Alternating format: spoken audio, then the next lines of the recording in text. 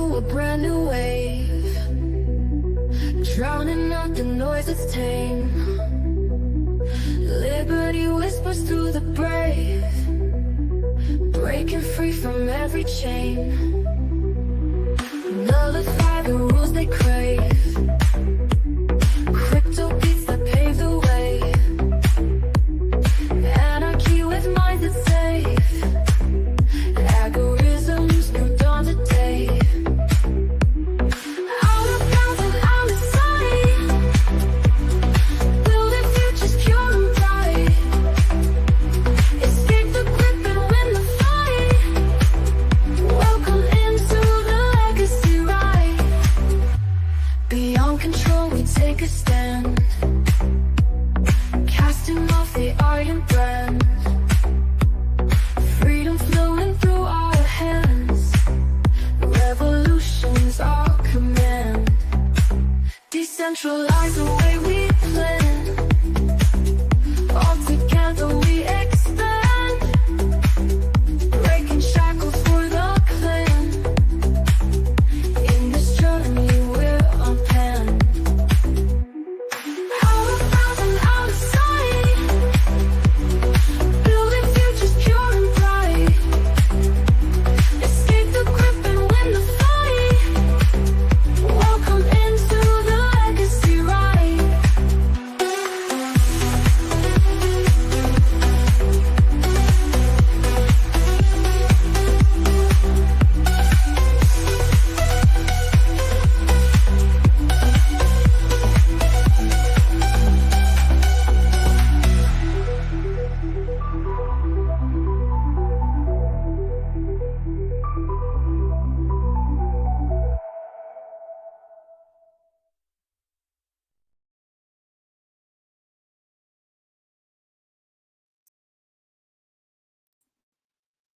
Oh, I'm sorry.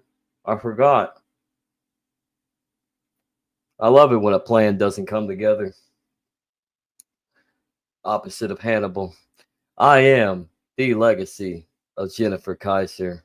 And welcome to episode 15 of the weekly legacy, right? Or the weekly legacy. What did I say? But I'm not being reasonable, am I?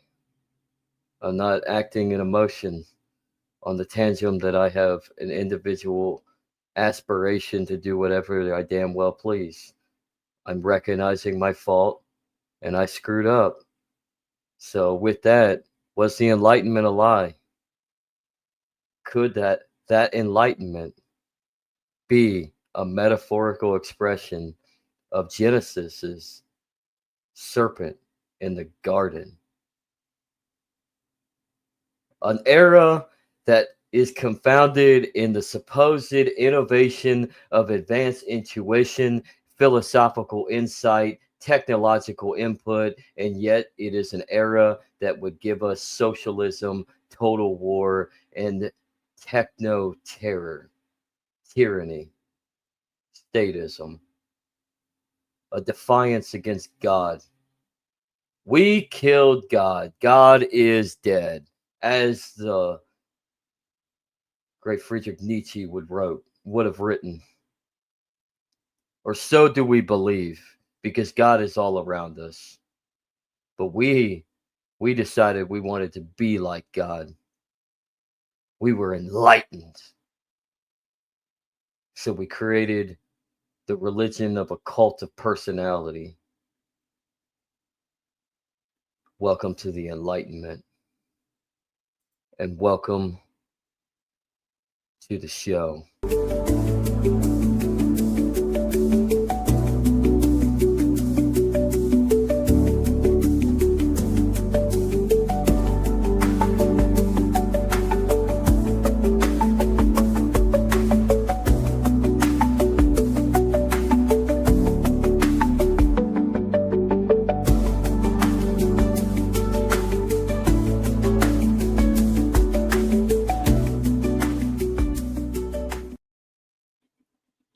Yes. Being in the world while being of the world by screwing up his introduction. That's me, hey, the challenger. What's going on, guys? AKA an Enlightenment lackey or a liberal. Dark night as a soul. Mm. Soul shop. Liberalism's a disease. What do you think of that? Let's define it before we jump into it. First off, actually, Yeah. introductions. Before we jump into it, that's Andrew Joseph, everybody. So welcome in.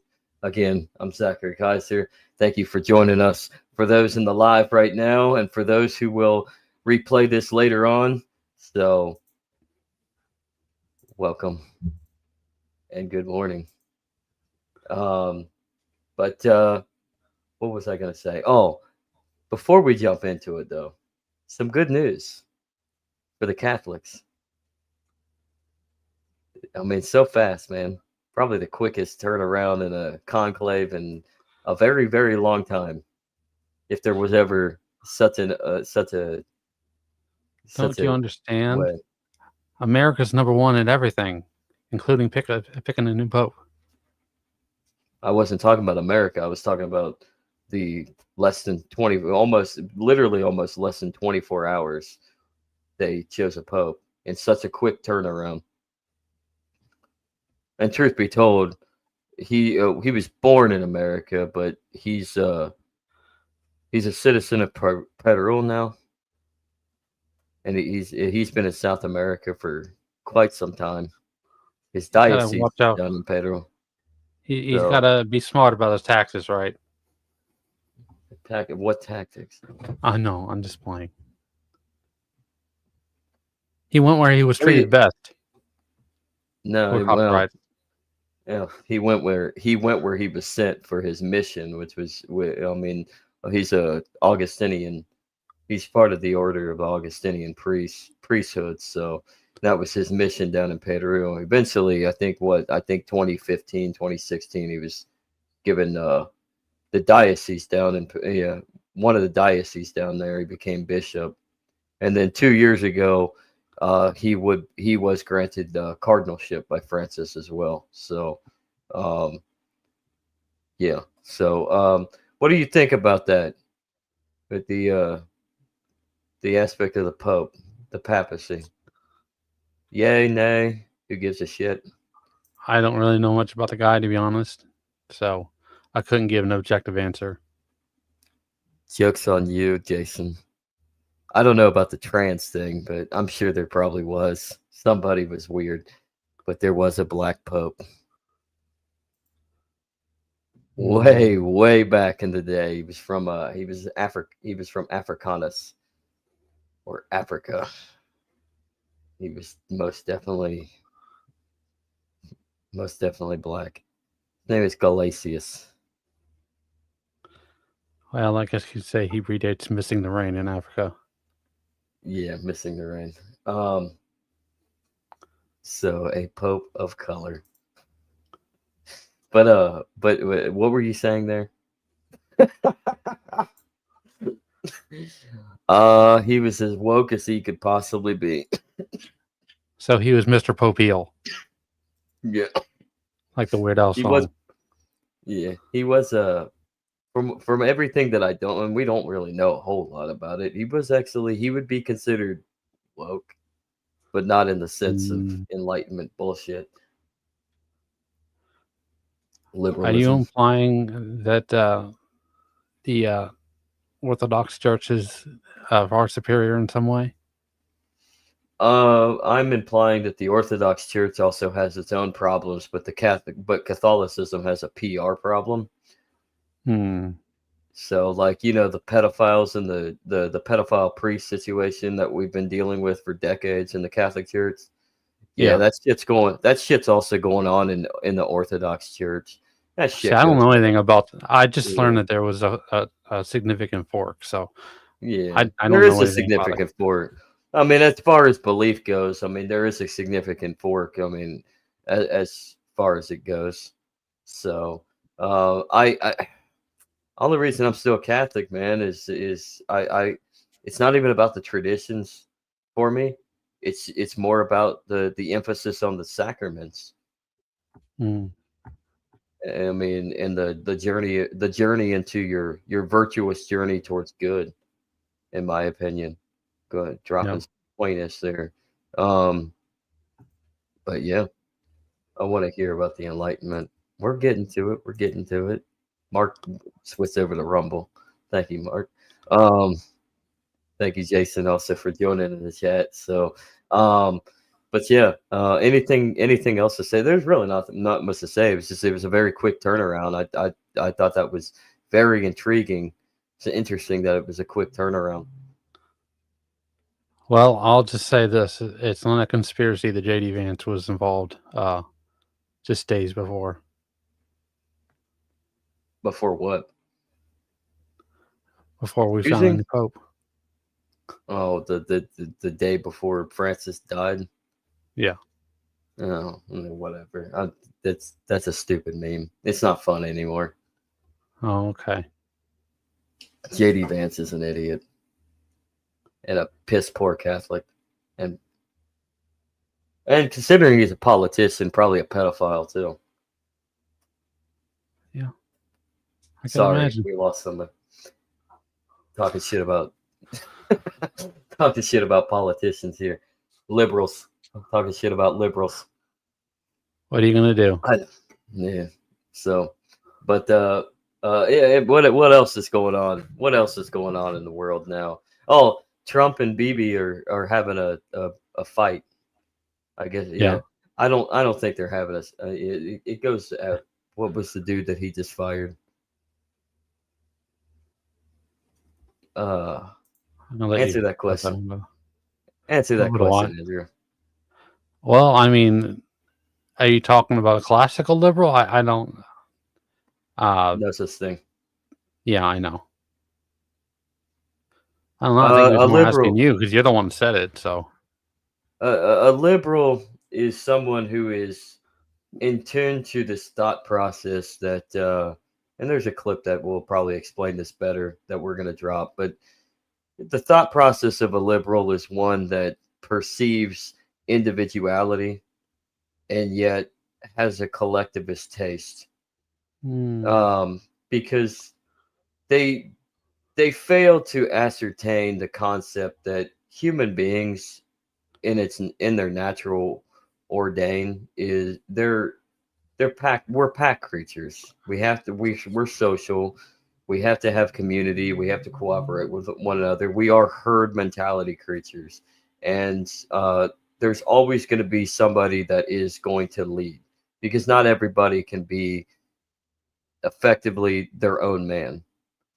But yeah, to the liberal, they believe that you have this individual notion that you can do whatever you damn well please, and this is where social structures get created to where the social order is muddled down, and you end up having old weird gay men running around half naked, shaking their asses and stroking their San penises in Francisco. front of San Francisco in front of children at parades.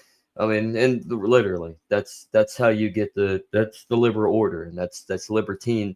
Libertine comes from liberal. It has nothing really to do with liberty, because liberty has more to do with responsibility and balancing yourself between a virtuous structure that you intend and the vices that you know you're going to fall into. I mean, we're all fuck ups. Let's just put it that way. We're all fuck ups. We're all going to fuck up. We just have to understand that we're going to fuck up, and we gotta manage that. We gotta find a balance, a yin and a yang. You know, I can understand that. Thinking about it in terms of the Enneagram, because we're finishing up this book. A 7 is going to be So, a liberal with an 8 fix. That's going to be the no impulse control type of liberal. You know, like you're talking about San Francisco, having whatever you want is going to happen. 7 with a 9 fix is going to be more of an ambassador kind of liberal, and the fact that they're like more classical liberal, open-minded, neutral, uh, hearing out the arguments. And then 7 with a 1 fix is a more, religious, beatnik, I guess you could say, kind of liberal. Will do. Thank you. Thank you, by the way, Mark. Thank you also, Jason, for your question. I hope we answered it to the best of our perspective. Um, People are going to have a various definitions. I mean, there is still a concept of individuality. I mean, we all are conscientious in our own minds. You can't read minds. If we could Yeah. read minds, then we could probably achieve communist utopia on Earth. Yeah, I can see that. So, um, but one thing that is intriguing, a little transition here. One thing that's intriguing is speaking of liberals and woke retards who are calling everybody else woke. James Lindsay, I guess accordingly, I was watching what's his name, Carl Benjamin. It's a little episode.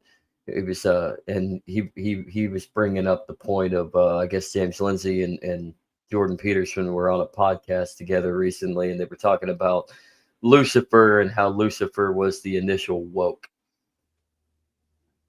I can understand What do that. you before I pull the video up and we'll watch it all together, everybody, and then we'll decipher it. What what are your thoughts on it? On Well, that concept? I mean, it's like I said, the 7 and 8, the no impulse control, and you go to 2, the achiever, or I mean, the helper, and their sin is pride. So that's basically the foundation of who Lucifer is as a person, right? Hmm. So, Well, sorry. oh no, yeah. Lucifer means bringer of light or the morning star, yes. Um, but Lucifer or Satan, as he would become known as, transitioning to the Prince of Darkness, as he would also be later known as. He's an agent of chaos, and I think that's where we're at with this woke society, this idea of wokeism and liberalism, whatever. Where I come from, of why the Enlightenment was a failure, or perhaps it wasn't a failure. Perhaps it is doing exactly what it's doing, and that's where I'm thinking perhaps they have a point, because liberalism in today's day and age, you could articulate that as an agent or agents of chaos, and that is Yeah. effectively what Lucifer becomes. So this is why I think the human religions are wrong in their interpretation and understanding. Sunlight is the best disinfectant. Mm. Indeed. Vitamin D to everybody. Indeed. Uh, what do you think of this, actually? Human religions are wrong in their interpretation and understanding.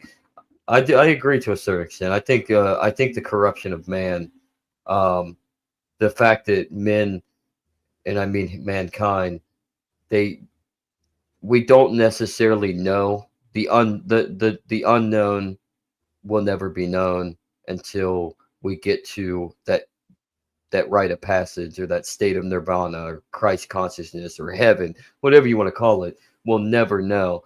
So we're trying our best to interpret within our affiliations within religious structures, and it's kind of hard to distinguish what is right and what is wrong to that expectation, because again, we're not God or the gods or the spirit beings or the ancestors or the energy or whatever you want to call it. It's God. Um, Yeah. so interpretation is key, in my opinion. Well, we're talking about the Enlightenment, right? I mean, you got 2 different flavors of the Enlightenment. You have the French Revolution, which is radical left, and then you have the, really batten down the hatches, right revolution in the United States, the American Revolution. And so I didn't come up with this. I saw it on Twitter a long time ago, and I thought it was pretty right, and I stuck with it since. X, Twitter, we all know. X, Twitter, Elon's Pornhub, because we all know what he does on X and why he bought it. It's why do you think all the porn bots started popping up all over the place when he bought Twitter and renamed it X? Yeah. Elon's Pornhub. We live in society. Anyways, let us get into the greatest show on earth. A Okay. shit show. Recently, James Lindsay did a podcast with Jordan Peterson, and I watched about 2/3 of it. I just haven't had time to watch the rest of it. And it's not terribly impressive, and I can see why people have just taken to mocking this. However, people are definitely underestimating what James Lindsay is attempting to do here, because people think that he's stupid. However, James Lindsay is not stupid. He is just in the unenviable position of desperately playing a rearguard action in defense of liberalism, and this leads him into ridiculous positions in which he is forced to do things that are essentially kind of deceptive. Because I actually think that the standout clip from this is James Lindsay trying to manipulate Jordan Peterson and the conservative Christian movement in the United States. There's no secret that James Lindsay is deeply against Christian nationalism because he sees it as being an anti-liberal movement, and of course he wants liberalism. And so he has struck on a tactic here, and this is what this is. It is a stratagem that he is trying to use in order to prevent the rise of what he calls the woke right. And he's been anything but shy about saying all of this. And there's a kind of way of pathologizing the woke right, which I actually really dislike.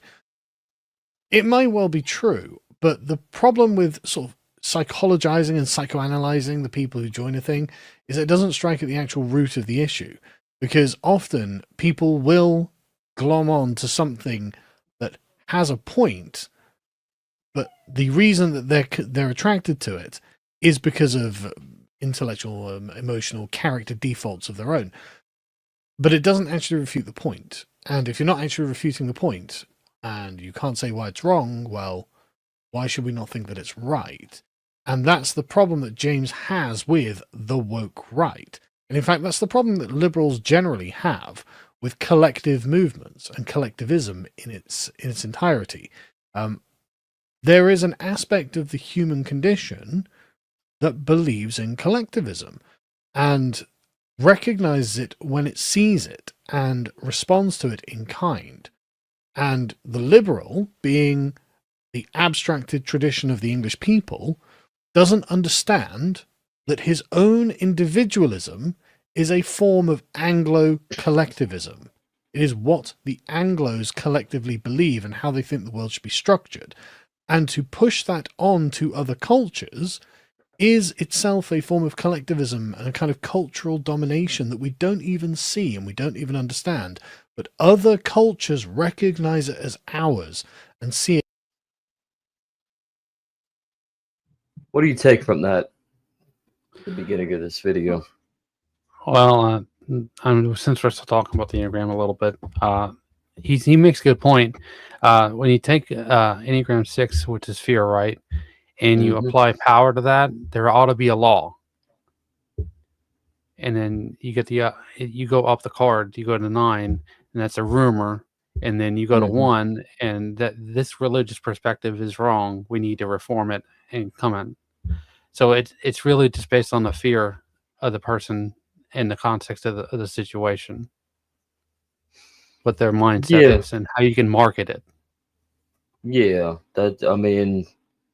and that would make sense. It basically, and I like the religious analogy, because when we're talking about the idea of liberalism or woke from a political standpoint, it really is very cult-like in the personalities of who you follow or the ideologies that you strive to ascertain and follow yourself, or just the ways that you attempt to make real. So, I mean, that makes sense to ascribe it as a religion, because it really is a religion. And I think that's where, to entangle this with the Enlightenment, that's where we have to blame the Enlightenment era of the 18th century. and the correspondence of this rise of secular liberalism, state-sanctioned religion. It really is a religion of the self, perpetuated by dystopian status. Yeah. Really. I mean, give people a little taste of the privilege of what it is to be an individual. The peasants can do whatever they want until it's time to useful idiot, you're gone, says Lenin. It is wild that we're catching on to the way people are thinking and why they're thinking the way that they are. And in a way, we can kind of counteract it if we get enough people to understand that there's a framework here. But it just depends.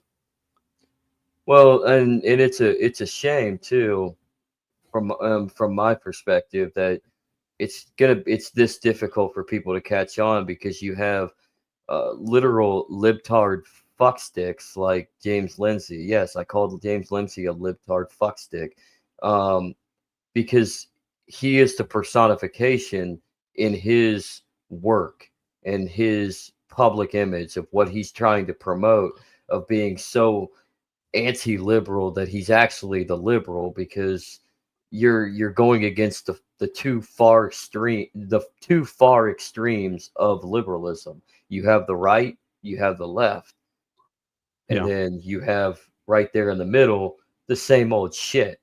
The same, I mean, it's like I said yesterday on the World Blockchain Roundtable, right? It's the Hegelian dialect. You have some kind of answer within the middle because it's being framed in that particular perspective.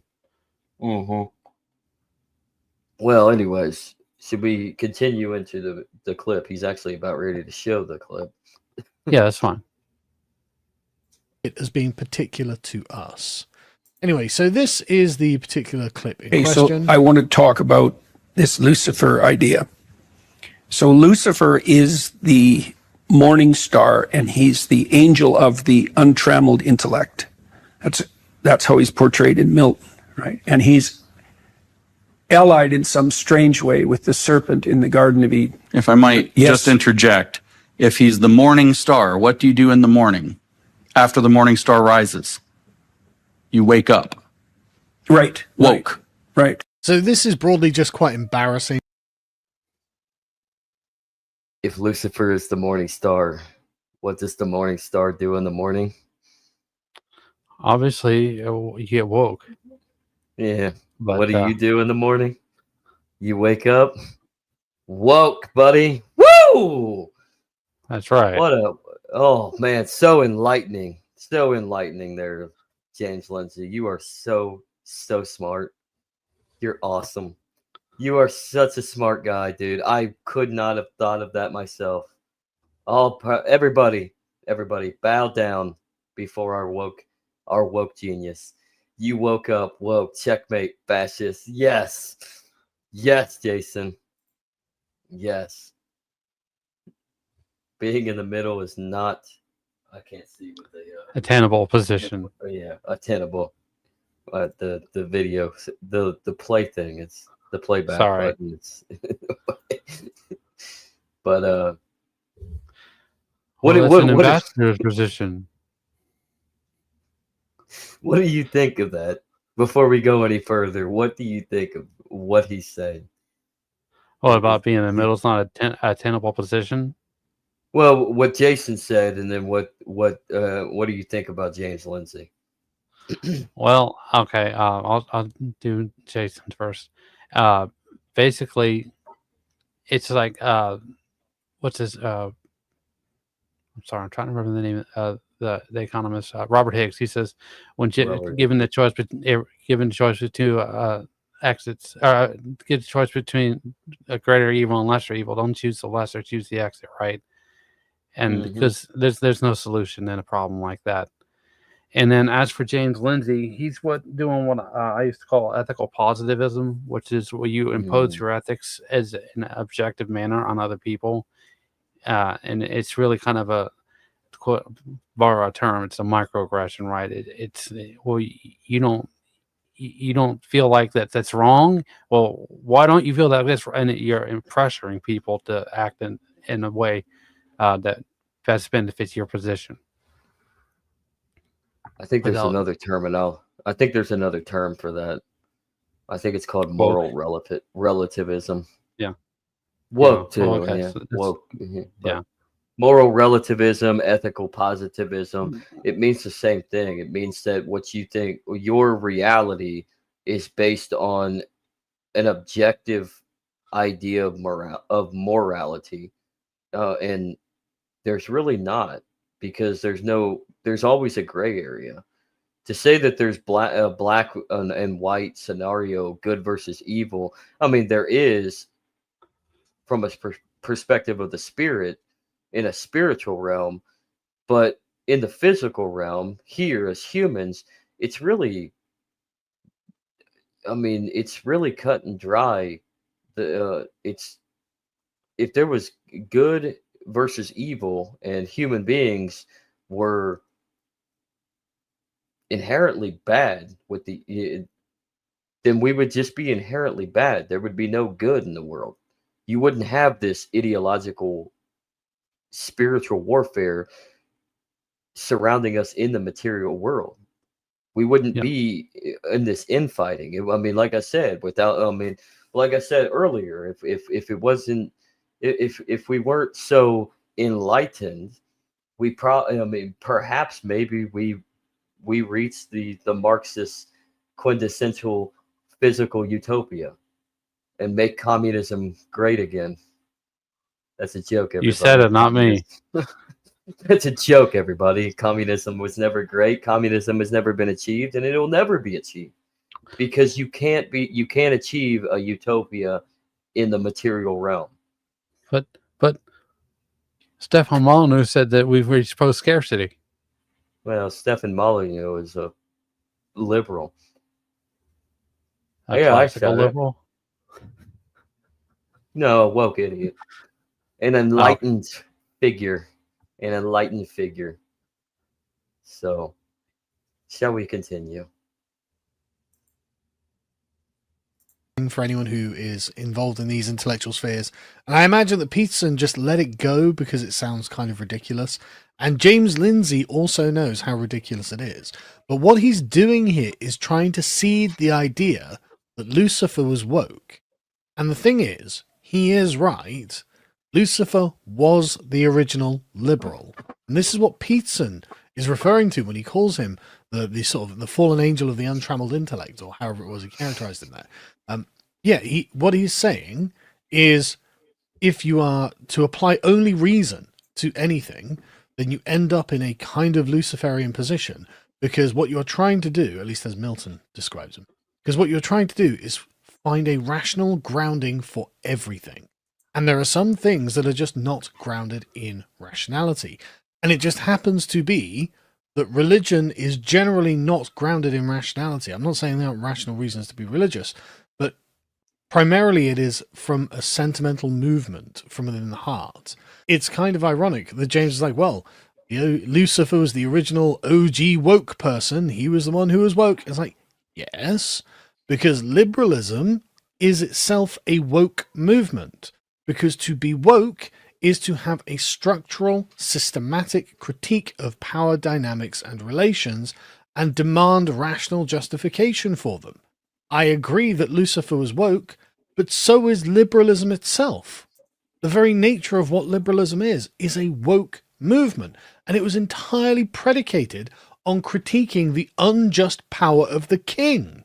This irrational, historic, inherited power structure was what liberalism was critiquing, and the only difference between liberalism then and wokeism now is that liberalism is now the power structure that is being critiqued with its own tools. This is no different to what liberalism did with monarchy in the 18th century. And saying, well, look, I happen to like the bourgeois establishment that we have now. Okay, that's great, but there's absolutely nothing that stops the revolution once it's got going. And if What do you think, actually? Also, Jason brings up this: is libertarianism also woke? It's also about critiques of power. Well, fall I back have, to the Enneagram Type 7, the enthusiast, their dynamic is inferior and superior in nature. yeah, and to answer this, I have a little bit of issues with libertarianism on the concept that it really is, and how you see it.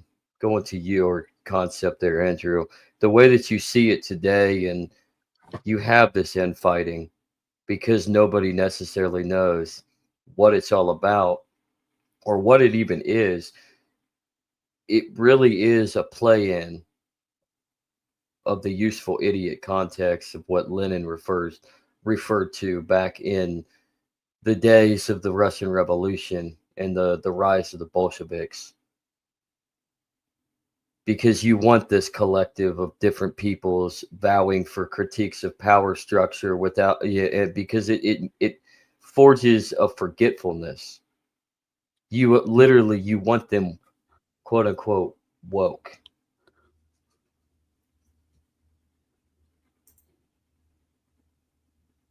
Howdy, Jeff. Thank you. You do as well, sir. But what is your perspective on that, Andrew? Well, I mean, it's like this.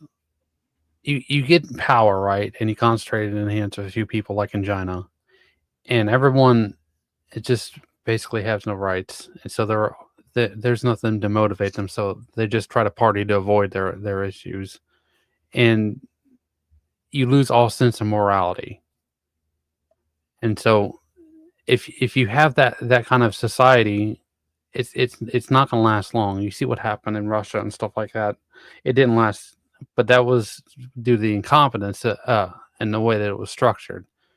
And it's just not feasible in the long term for when you centralize power at that level for a sensitive period of time.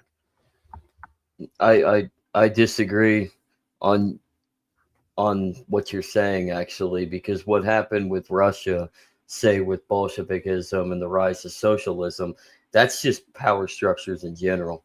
I mean, centralization has always been the scope, and empires end up rising and falling. That's just basic history. I mean, you can't overstretch yourself too much for too long before you have to recede back and collapse and go into your transition phase. Say, like when Rome fell in the West, you had a dark age in Europe. Yeah. You get what I'm saying? So you're in that transition period. So what happened with the Soviet Union, you're actually starting to see that in light of the United States now because of our empires fall. So, Well, no system lasts forever. There's always a shelf life. mm-hmm. So I am going to remove that for a second. I think woke people are not against power. They just are against who has the power. They only want it for themselves. What do you think, Andrew? Well, I mean, we are pretty selfish in that way. We want security. It's just a human necessity is to have some form of security. It's better to have it for yourself and protect yourself with your own two hands instead of outsourcing it to other people because And it's I think that's the most local. Yeah, and I think that's where the Enlightenment gets it wrong, because I think that's the general understanding is we use our established idea of reason going beyond our emotions, failing to realize that we are social and emotional creatures.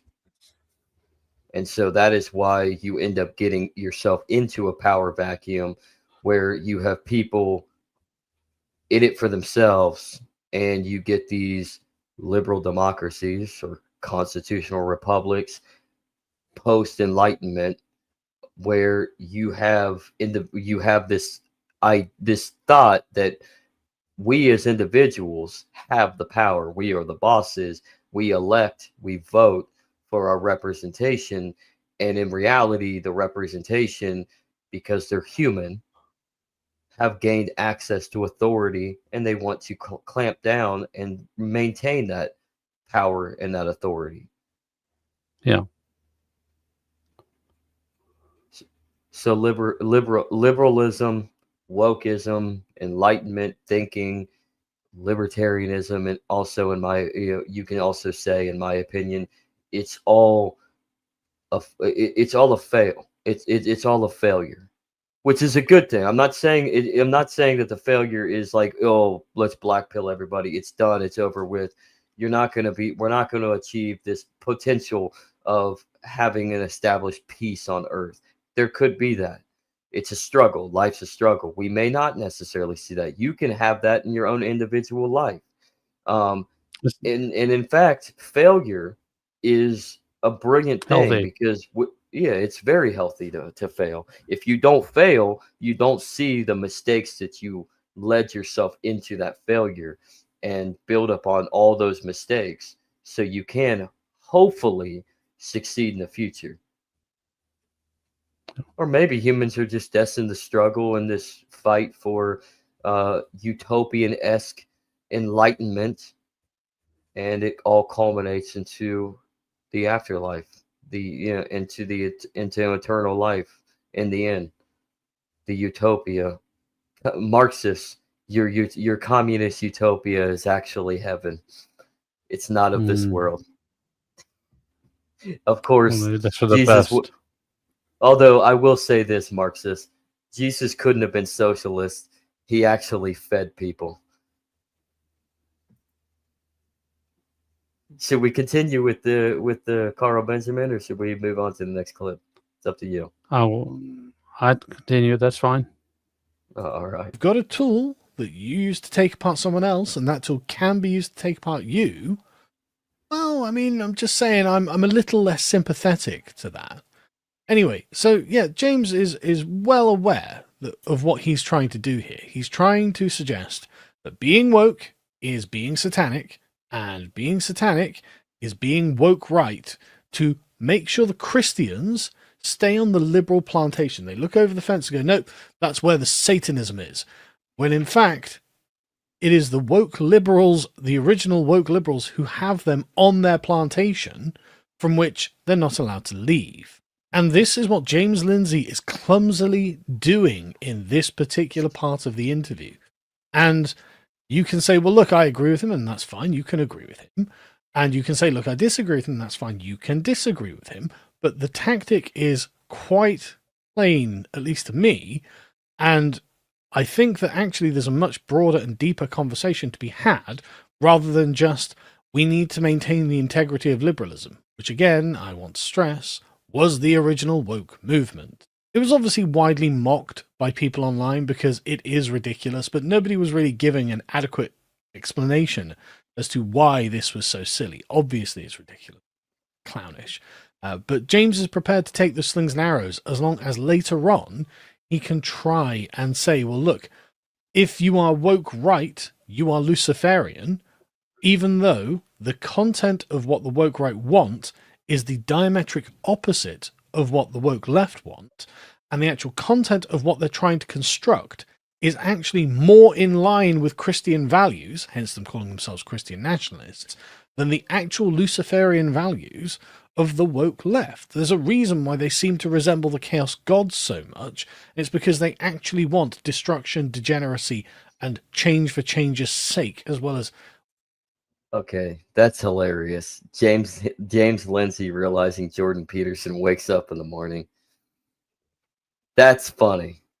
That reminds me of a tweet I saw that what's his name? Weird Al. It had a meme like that too on his. No, it was Tony Hawk. It was somebody's like, I'm gonna miss Tony Hawk when I kill him in the race war, and then Tony was like, really, man? Really? Yeah. Oh, anyways. all of the pathologies of Nurgle. They're in favor of all of those things. whereas the Christian nationalists are actually arguing for a more wholesome Christian civilization. And James's problem is that they have realized that the tools of woke are just laying on the table and that they can use them to attack liberalism itself. And he will just come out and tell you that that's what's happening. Woke right was never and is not an accusation against Christians or conservatives. Of course not. They are the ones he is trying to keep on the liberal plantation. The woke right is definitely seen and exposed, and the term will stick. Maybe, and it may well turn out that they'll adopt it for their own. Because maybe they actually are like, well, the problem with the woke left wasn't the woke part, it was the left part. Because remember, the woke part is really just a systematic power analysis of how structures are kept in place in order to preserve the current hegemony and status quo of the ruling ideology. Well, that doesn't have to be partisan. That doesn't have to be a left or right issue. And in fact, in many cases, they actually are correct about a lot of these things that James Lindsay wants them to remain blind to, and themselves have fairly good critiques. Like, honestly, a lot of what the Frankfurt School are saying is right, even though they were communists. Even though I don't want to go in the direction they're heading in, they are making valid critiques. And this just comes down to Sun Tzu. You must know your enemy and know yourself, and if you do, you'll never lose a battle. James Lindsay wants to continually lose the battle against the left because he wants to refuse the widespread proliferation and understanding of what the left has discovered about our societies. Whereas the woke right are saying, well, no, look, we need to take that information, take that knowledge, and actually incorporate it into our own perspective. And so you get memes like this. Cast the ring of winning into the fire, and the woke right is no. And James Lindsay is on the position that we can never really defeat the left, because if we defeat the left, that means we have to defeat liberalism, and he is a liberal. So from any perspective in this conversation, he is the left. And that's why people point out that, look, he is definitely trying to purge the authentic right from the right, from the conservative movement. And he turns into a pink-haired gender goblin as soon as certain uncomfortable topics come up to which the liberal has no good answer, and in fact would require them to move off of liberalism entirely to be able to properly discuss. Yes, James Lindsay is the leftist in this conversation because liberalism is fundamentally a left-wing movement. And he is, in a way, using this mimetic framework in order to prey on the more ignorant pastors in the church. Yes, he is trying to make sure that the pastors and the Christians themselves remain in the liberal framework so he can make sure that liberalism survives. Because if the Christian right in America decide, you know what, we're not going to be liberals anymore because it seems to be a Luciferian creed that's intent on destroying everything God made, which I think it actually is, then why wouldn't he be acting as this agent of chaos against the right? He of course would. He's got every reason to do so. And Auron is right here, that he did intentionally manufacture a weapon of cancellation, the woke right label, that he ultimately hoped would be used by leftists and regime conservatives to attack the right. That's 100% correct, and that's exactly why he's created it. That is exactly why. And he just says, well, I just mourn everyone who stepped into the darkness of the woke right. Well, I mean, you can say that, but you're not saying that Auron is wrong, right? You are doing that. What you're trying to do is make sure that people like Matt Walsh and J.D. Vance or whoever are essentially ostracized from the right, and therefore the conservatives remain on the liberal plantation forever. However, I think this is a losing battle. I actually don't think that the conservative commitment to being liberals can actually sustain in the face of everything that's happening to our civilizations. And so you get people like Michael here who are like, look, the woke right aren't conservatives, and in a way that's true, but they are definitely right-wing. They are temporarily embarrassed progressive revolutionaries. They are just right-wing revolutionaries. They are not progressives in any way, shape, or form. You are the progressives. You are the ones who look at the established natural society of humankind and say, this is not acceptable because it has collective concepts contained within it. We want hardline individualism. And to get it, we are going to critique any power structure that is created by collective identity. And that's how liberalism won its wars. They are not progressives. You are the progressive. And it's really weird that you're sat there pretending not to be. You are not in any way traditionalists. You are absolute individualists who want atomized humanity. I mean, like, I don't even need to explain it, really. But it is you who are very much on the left of this conversation, and the woke right are very much on the right. They are just postmodern. They are living in the postmodern era. We are living with the consequences of what the postmodern left did in the 20th century. And they have decided, well, I think if can be used to win, why can't we use it to win? And the liberals' only answer is, well, we won't have a liberal society at the end of that. And the woke right say, deal.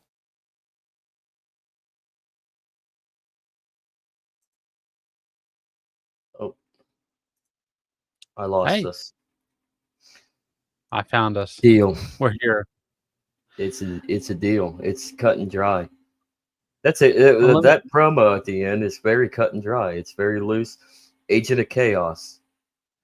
That's exactly what this whole scenario is. An agency of chaos.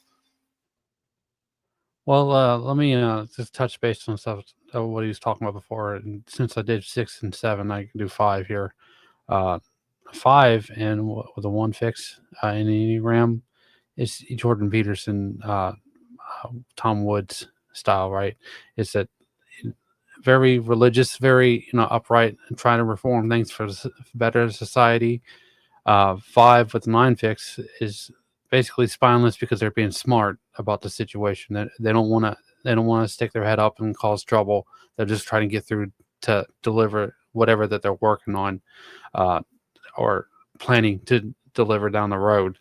And then 5 with an 8 fix is Mises, right, and other intellectuals, and they think that we had to have different variations to society, and you can manipulate your needs based off of how the societies operate and what you can get away with. So what you're saying is Mises lived in reality, and somebody like Peterson or even Tom Woods, I know libertarians. I'm about to talk shit. The great one, are not in reality. They're just they're hitting it for clicks. Idealistic is probably the best term. Well, idealistic. I mean, Jordan Peterson is idealistic, right? He wants the best for society. He wants to reform people and help them move forward with their, Well, that was his initial push, right? I mean, that's his initial. Well, that's still his push. That's still his push. And like I said, I asked, was he? Is he? I don't think so. I think, we live in this. And this is where I conflate this all with the Enlightenment period. We are living in the age of the grifter. Yeah. In this postmodern idea of society, right? We're in the age of the grifter. The internet's really enabled a lot of people to do that. Look at us. I mean, look at us. Plant money. No.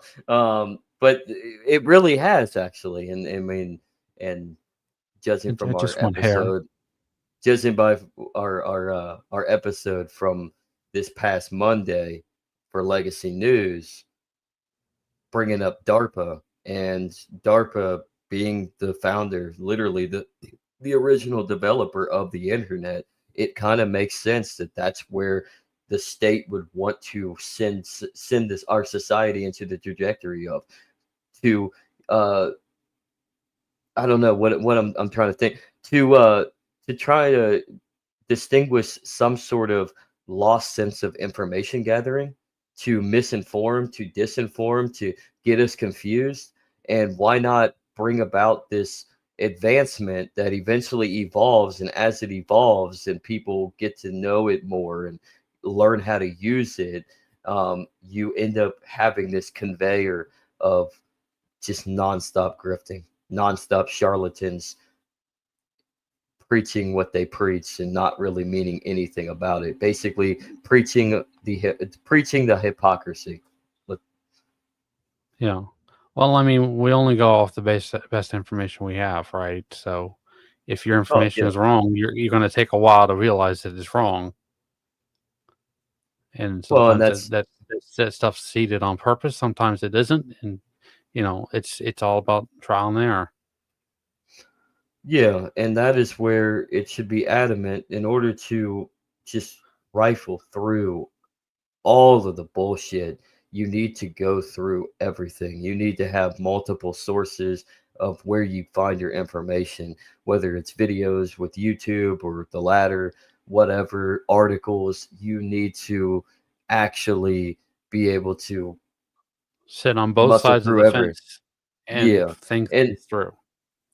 and actually, and after the show yesterday, when everybody left, me and William actually started talking a little bit. That ground news, that new news app innovation, where they give Yeah. you the left and the right perspective. You can choose which side you would more like the algorithm to send you through. Um, the idea around it is fantastic, but at the same time, it's really not the greatest because it's still centralized.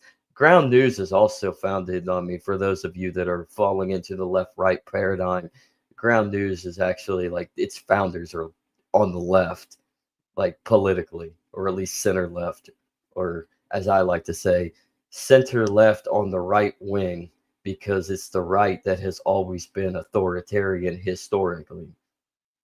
That's where we need to ditch the left-right paradigm because it means nothing. It Are flips. you implying there's a third way? There is a third way. It's called divorce. Well, that's true. Yeah.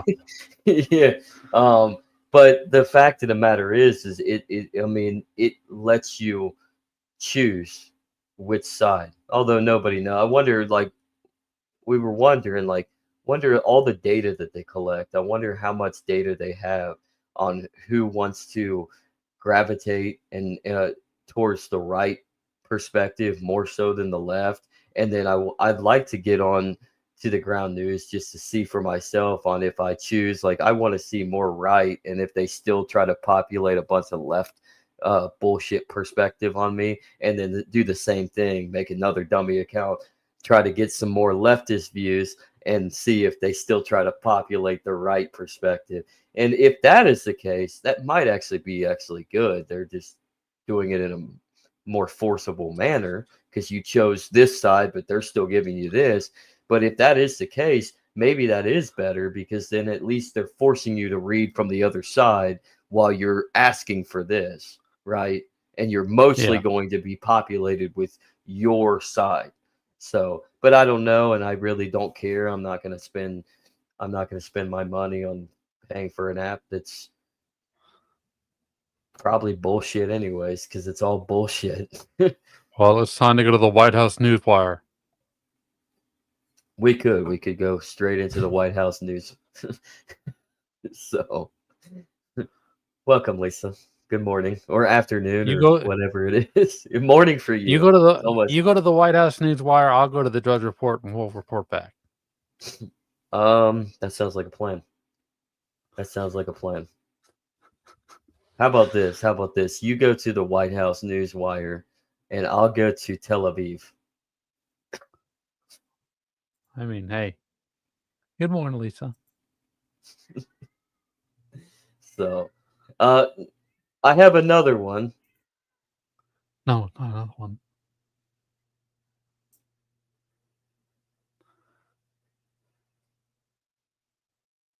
But would you like to say one last word on this clip?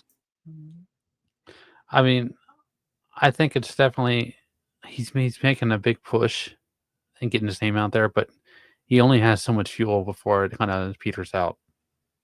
That's why he was on Peterson. Well, I got the next one. This one's going to tie more into the Enlightenment. Okay. I have two of them. I have two of them. One of them is shorter. One of them's about 11 minutes long.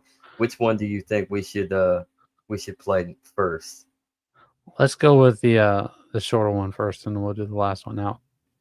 All right. I think the shorter one kind of explains a little bit of what we're talking about, why the Enlightenment was wrong. So, Mhm. and yes, we did mention. I don't know if he is actually a pedo, but there are certainly some allegations that surround Leo the 14th in his past life, to where he didn't do what he probably should have. And I think that's the fault of the corruption of, again, the corruption of man, the corruption of institutions. What did you say, Andrew, about people and power, to answer Jason earlier? Uh, just that power's got a shelf life, and so does central control. Mm-hmm. I think you were answering this one right here, actually. Or no, I think you were actually answering this one. But Oh, okay. yeah, Well, but that one, I did Robert Higgs that don't choose yeah, a lesser or greater evil, choose the exit. exactly. So One what of is my it? favorite quotes from him. And that coincides with the pedo, or the pedo protectors of the Catholic Church. And um why choose the lesser of evil when you can just choose the exit? I Mm-hmm. mean, Robert. So, but with that, let us jump into the explanation of why the Enlightenment was wrong. With the Enlightenment? Well, the Enlightenment teaches us that reason gives us truth. But we increasingly, through the 20th century, learned that reason is more like a lawyer. That first and foremost, we have emotions, we have interests. And later on, in order to justify these interests, to justify these emotions, we use a lot of reasoning. So, for example, everyone is familiar with the way in which people gather facts and gather arguments to support their own political positions, to support their own beliefs, etc. It's not that the reasoning leads them to a new position, it's reasoning simply as a handmaiden of what we already believe and what we want to believe. Individualism. The Enlightenment has a great stress on the individual and individual rights, but we know that human beings are not really individual. All our beliefs, the way we grew up, the way we interact with other people, we're deeply indebted to our social interactions. We're indebted on a very physical level. Without millions of people, I couldn't be speaking to you right now. Millions of people who created the computer, millions of people who saw that this city functions, millions of people who gathered my food. So even me talking to you right now is dependent on a lot of people. But of course, close people, your family members, the people who brought you up are really an important part of who you are. So to speak of people as really individual is simply false. Third problem with the Enlightenment. The Enlightenment is hypocritical. It reeks of hypocrisy. It usually presents itself as looking out for everybody, declaring universal things like equality of man, like brotherhood, fraternity, and freedom. But actually, underneath this ideology, it really looks after the interest of a very particular subset of human beings, usually rich white men, traditionally at least. So it's a kind of hypocritical doctrine. Related to this is its false universality. It often claims that its truths are true for the whole of humanity, and they're true for the whole world. For example, we hold these truths to be self-evident. Yeah, there's something universal about this, non-historical. But we know that the Enlightenment doctrines are a result of a specific historical period with its specific tendencies, and it didn't hold truth true before in agricultural societies, in hunter-gatherer societies, and will be a day in which it won't hold truth in the future. So for these 4 reasons, enlightenment is a problem.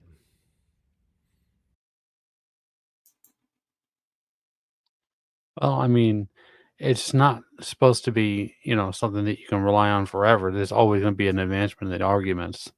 I mean, I know the Mises Institute, or maybe it was a Property and Freedom Society, they had a video about the Enlightenment and just saying that it is flawed. And so it's not like but they're making positions for totally different reasons, I think.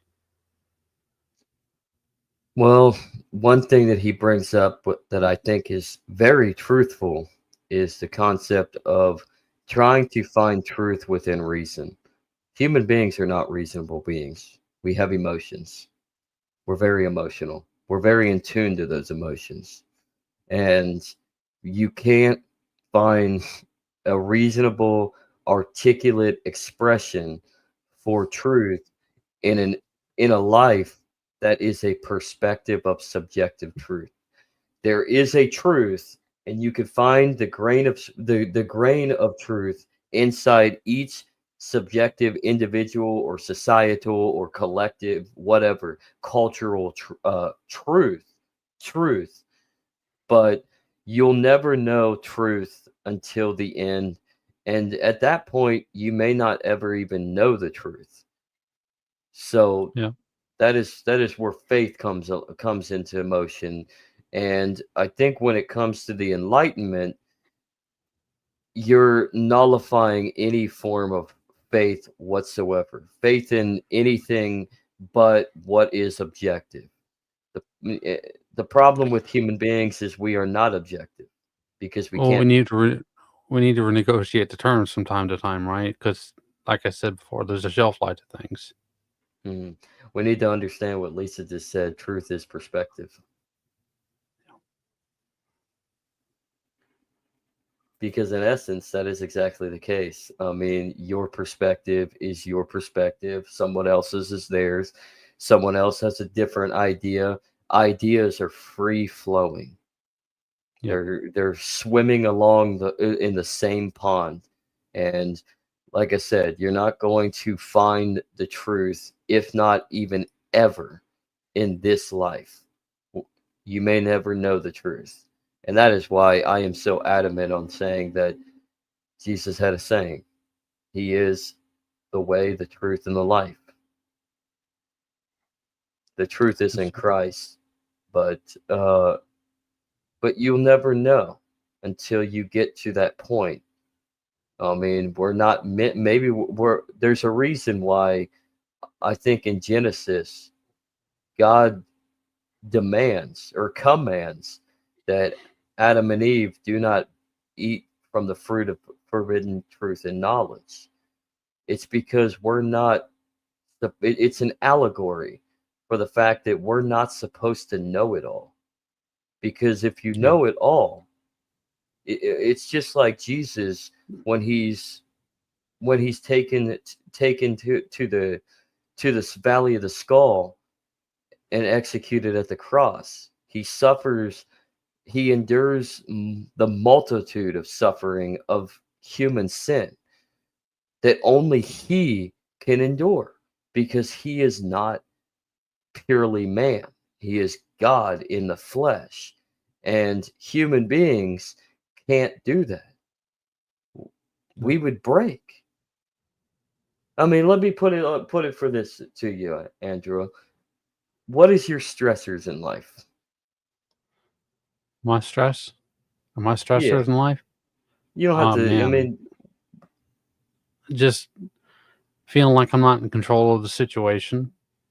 I mean, and that's you feel like, the big and even if I was to find some level of control, it's never enough.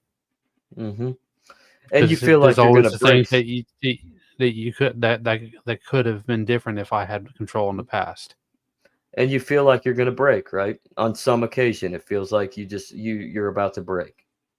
You might even feel like a nervous breakdown coming, right? If not even a Yeah. nervous breakdown period, right?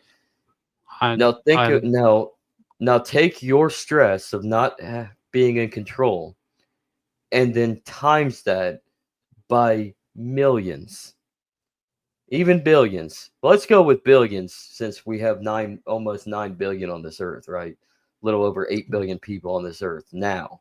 So I don't know how many people were on this earth back at 2,000 years ago. I don't care. Mute point.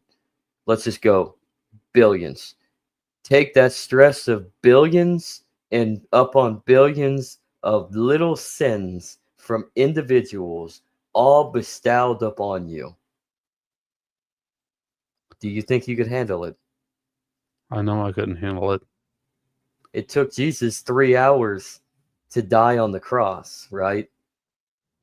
You, me, Lisa, Jason, Jeff, Mark, who are in the chat, everybody that's watching right now, and everybody that's going to watch or listen later, and everybody in general.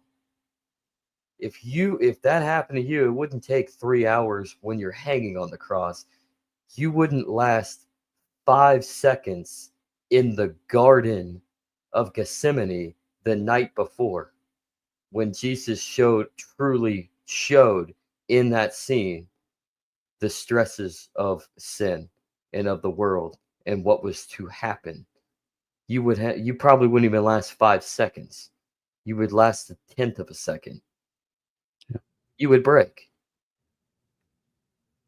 It reminds me of that scene from Yu Yu Hakusho. It's called the Sinning Tree, and it's basically it feeds off the person until they passed away because they just can't do it. It's the Garden of Eden in Mm-hmm. just a different context. Mm-hmm. Exactly. So, and Jason brings up Proverbs 3:5. But what's more of your perspective here on that video? About the one we just watched, like Yeah. I said before, they're making arguments, but they're approaching it in different directions, and so it's like Robert F. Kennedy Jr. said, right? You can Mm-hmm. have multiple experts come to use the same information, come to different conclusions. There's never going to be, a universal answer to the things. That's why things grow and develop and die out. It's because we're making progress, and that's why we don't have all the answers all the time at the very beginning of time. That's the whole purpose of this universe is to try to build and move forward. What a brilliant explanation to Proverbs 3:5. Because, as it states, trust in the Lord with all thine heart and lean not unto thine own understanding. You don't know it all. You'll never know it all. And the truth is the way.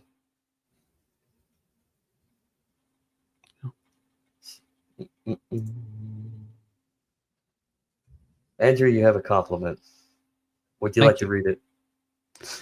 I boiled it down so great. I was thinking finance, health, and relationship, but Andrew said being out of control. Exactly. Yep. I'm always out of control. What are you talking about? I'm a wild man. That's why I go to work and I come home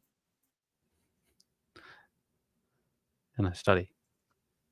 But I have nothing to do. and that's being out of control is everything in between. So everything from health, finances to family to whatever, relationships, everything.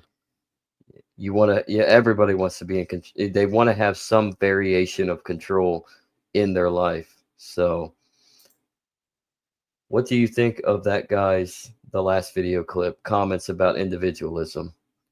Well, I mean, I'm in a going way, to it start serves on this one actually. I'm going to mention and I'll let you piggyback off of this. But there's something about individualism, and then there's radical individualism. And I think when it comes to liberalism or the post-Enlightenment idea the ideas that came fruitful from the Enlightenment, it's a basis of radical individualism. It's taking it to so far that you eventually bring it back to a central controlled mechanism to where you're not allowed to do anything. I think if you to look at it like this, at one point we had what was known as feudalism, where we had hierarchies, you knew your place, the peasantry class was down at the bottom. They didn't have very little rights per se. They had rights, but they were positive for the most part. I mean, really, naturally, your right is to divorce. And they didn't understand the concept of that because they're just trying to live and survive in any way, shape, or form. So we start evolving intellectually, philosophically, technologically, economically, and as we start evolving, we start granting, or we start gaining this concept of individual liberty, for which we are more than just a basic, as a lower class self. We are more than just a basic peasant, right?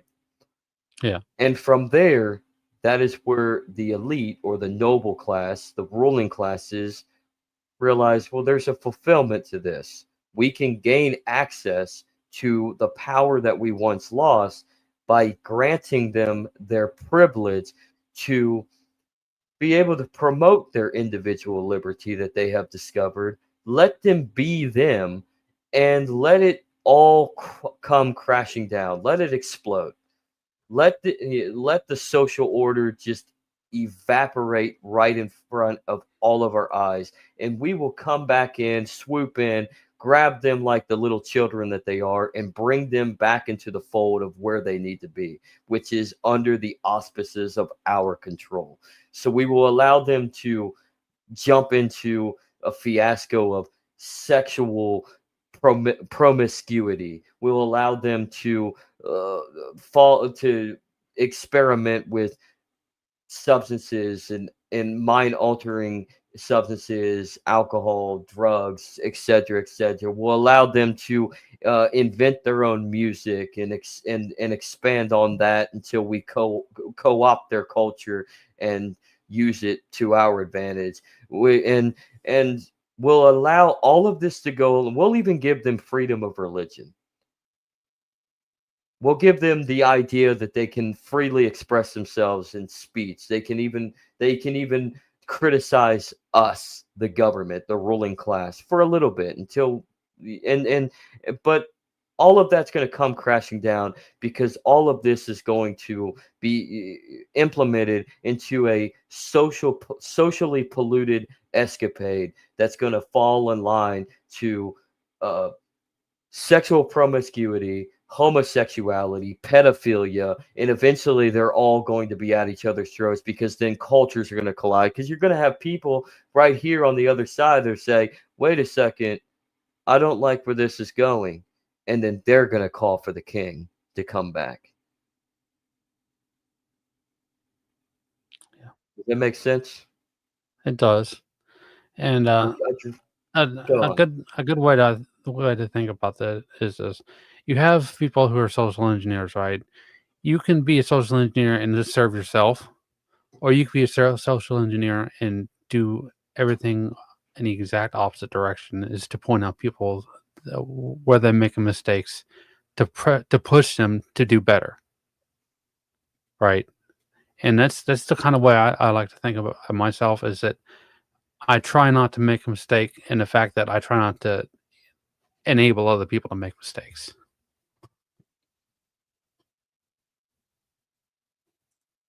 But you make mistakes. I do. We all do. Don't But don't try to if don't try not to make a mistake. Just understand that you're going to make a mistake because we're all going to it's make like mistakes.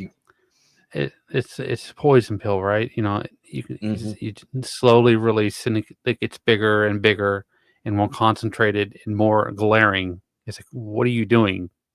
Think about what Mhm. you're doing. Think about the choices, how they're playing out and what the potential consequences of you continuously enabling something like this to happen. Very nice sum up. Oh, tons of them. Tons of them, Jason. Andrew here is a perfectionist. He doesn't make mistakes. He's God Hardly. incarnate. He's Yeah, actually right. he's the return of he's Christ's second coming. He's actually Jesus right now. You're listening to and speaking with Jesus. Hi, Jesus. Say hello, Yeshua. Oh man, Yeah, what's that like being the Son of God, Yeshua? I don't know. I don't have hair. If I was the son of God, I'd give myself hair. Good answer, because the humor was funny for a while, and then I realized that's kind of blasphemous. So I'm not, Right. it's just a joke, God. Hey, he Just a said it, joke. not me. So, what if you were actually to re-establish the question? What if you were Yeshua? What if Yeshua came back but he came back through you? He didn't come back. He came back a different way, and he decided to come through you. Well, I Kind of like a definitely possession, but not recommend to him to go have a talk with Triple H and say he's not the real King of Kings. demonic. I would probably recommend. I would probably go ahead and I would do the same thing, but I'd go up to Triple H and say, "Why are you such a shitty creative head of creative? Because your pay-per-views are horrible." You need to be booking, man. You need to be cutting that promo.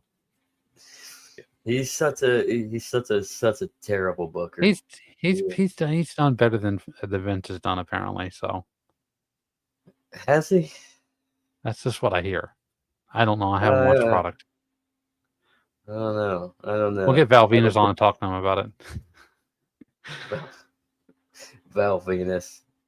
Well, he's talking about Monero, and we just got done watching that, wrapping up on Crypto Wednesday about Monero. So exactly, that would be kind of fun talking Venus, shop with Val Venus. Yeah, Val Venus, if you're listening right now, if you're not listening, if you're listening right now, come on to the Legacy Right, the weekly Legacy, and speak with us about Monero. Come on down. So, but to continue on to back to the task at hand, let us jump into the lies of the Enlightenment.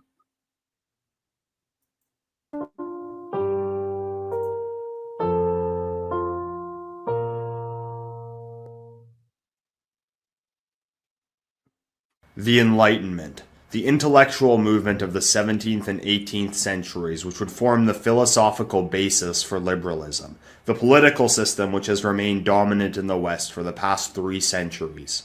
The ideas adopted from the Enlightenment, such as liberty, reason, democracy, and secularism, to this day largely form the basis of what the West considers to be good and just. A liberal today might make the claim that the values of the Enlightenment have endured the test of time. After all, the West is as wealthy, advanced, and safe as it has ever been. But for someone who looks behind all the economic prosperity and technological development to see a deeper societal sickness that threatens the West, one must consider the metaphysical basis of the society in which these problems developed. Because the conception of the individual, the state, and society handed down from the Enlightenment are largely used to legitimize the power structure under which the West is governed today. But if we are seeing a breakdown of our societal narrative, which I believe we are, questions will need to be answered. I've spent the last few months reading texts from famous Enlightenment thinkers and their defenders. I've spent some time reflecting upon these ideas and how they hold up today. And I am of the belief that the worldview advanced by the Enlightenment is incapable of answering the questions that will arise in our modern era. That is why I believe a real critique of the Enlightenment is needed, because I am convinced the Enlightenment is incapable of leading the West forward. This will be the first in another series of ongoing videos I'll be releasing on this channel titled Lies of the Enlightenment. Each video will focus on one idea from the Enlightenment and the various authors that advance this idea. I will attempt to hold these ideas up to scrutiny and ask, Do they ring true about the nature of man, or are they false and preventing us from understanding the societal illness that afflicts the West today? And this first video will strike head on at the biggest lie of the Enlightenment. Enlightenment itself. The idea that through reason and intellect, man can morally evolve as a creature. That there was this one point in the 18th century where something just clicked in the heads of men like Voltaire or Rousseau, as if they were struck by an epiphany from the secular ghost of liberalism, and they figured out how we can fundamentally improve the nature of man. And I believe that this is the ultimate falsehood of the Enlightenment. The idea that Western man ever became enlightened, or that he ever could. That today we fundamentally have advanced beyond our nature to achieve a higher ethical state. The entire narrative of the Enlightenment is that it led Europe past the so-called Dark Ages, and since then we've continued to make progress towards more freedom, more equality, more enlightenment. Progressivism is an ideology based on this very principle, progress. And the conception of modern Western society that it gives us is that we're advanced past our ancestors, and that we can overcome the various ills which have caused conflict in the past through reason and education. This is foolish, naive, and dangerous. But a liberal might say, look at the Dark Ages. They were pillaging and murdering each other back then. We aren't doing that anymore. Isn't that evidence that we're more advanced? It's true that we are less violent today than we were in the past, but that's because we're more advanced technologically, not ethically. Humans are creatures of nature, just like every other life form in existence. And their first and foremost purpose in life is to survive and to pass their genes onto a next generation. How difficult survival is will determine what measures must be taken in order to ensure that. In fact, I'd argue the purpose of civilization to begin with was to make survival easier. It was a lot easier to survive in a tribe than it was on your own, and it's much easier to survive in a settlement with industries than a nomadic tribe wandering the land. In the Middle Ages, it was common for one kingdom to invade another, pillage its land, and kill its people. But the reason they did this was not because they hadn't read Voltaire, or because they had a monarch and not a democracy. It's because survival for them was much more difficult than it is today. Upholding their kingdom was essential to survival, so if it meant going and destroying another competing kingdom, they would do it, or else it would be done to them. Now that's not to glorify war, but to understand why it was necessary in the past. It's easy for us to look at the past and say they were barbarians, but in the modern world, we have no conception of how life actually was back then and what survival required. Thankfully today, we don't need to go off and kill each other for food. There are much more efficient survival strategies at our disposal, but to think that man has fundamentally changed is very dangerous. This first lie of the Enlightenment is cancerous for two major reasons. First of all, this narrative that we've become more enlightened over the past 3 centuries is a major contributor to Western guilt that we feel over our history. It suggests that the reason we were more violent in the past is because we lacked proper education, and had we just had liberalism back then, all this conflict would have been avoided. It also suggests that violence in the past was the result of a lack of ethics rather than the what? What do you? We'll jump into it, but what do you think about that? What do you think about the idea of the Enlightenment gathering that liberalism gives us this false idea that if we just had our modern ways now, back in the day, back in the ancient past, or what have you, we would be better off then than we are now. We would be less violent. What is your thought process on that? Well, I think in a realistic sense, you get overextended, you move too fast, too long, too hard. You're gonna have blowback in one way or another, and that is a consequence of not reassessing your situation every once in a while. And so I think if it's like after World War II, right? We'd just go and spend money and print money and don't stop and just relax, and there was social consequences to just picking up like everything's back to normal. When we had the most violent act of war in the history of humankind, right? Millions and millions of people, all for political ambition, of people that they just wanted the name in the history books.